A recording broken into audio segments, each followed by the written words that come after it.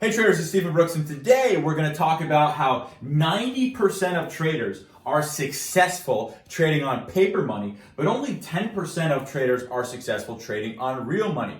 When you trade on paper money, folks, it is a fantasy. It is not real. That shouldn't be a surprise to anyone out there. You get unlimited funds depending on which online brokerage account you use. In real life, it is way less likely if you trade on real money that you have unlimited funds as well. On top of that, because you have so much unlimited funds in a paper money account, again, it's not even real, you get to dollar cost average until the end of time, until the position comes around and it works in your favor. When you get to dollar cost average and hold the position indefinitely until it works in your favor, that's building such a negative habit because you don't really feel the pain of what it's like to have a losing trade. And at the same time, you don't really feel the excitement of what it's like to have a real trade.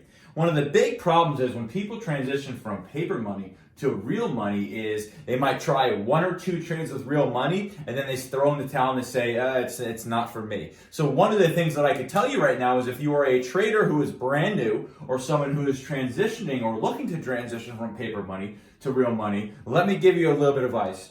Do not ever, under any circumstances, risk more than 1% of your account per trade when you just get started on real money. Here's why. At the 1% mark, any loss that you may have is not going to be catastrophic. It's not going to change the fact that you might like to go out once a week. It's not going to change the roof over your head. You're not going to be living on the street all of a sudden if you lose 1% of your account. But what it will do is it will start to make the emotion come into trading. There is no emotion involved on paper trading because the money's not real. You didn't have to work 40 hours in a given week to be able to trade on paper money. For real money, you have to be able to have the money to do it. And with that real money, with that real loss, and that real potential for gains, emotion is going to be involved. And when you're only risking 1% of your account per trade, especially when you're started, you're going to see what it's like to have winners. You're going to see what it's like to have losers. You're going to feel that pain.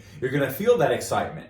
But one of the big problems too is that traders, like to make a lot of money initially. They like to try to make as much money as they can. They risk a lot of money and things typically don't go very well. But when you risk 1% of your account, you can learn to be consistent. Okay? You can learn to be consistent. And you can learn to be consistent, and it can take you any amount of time that you need because you're only risking 1% of your account per trade.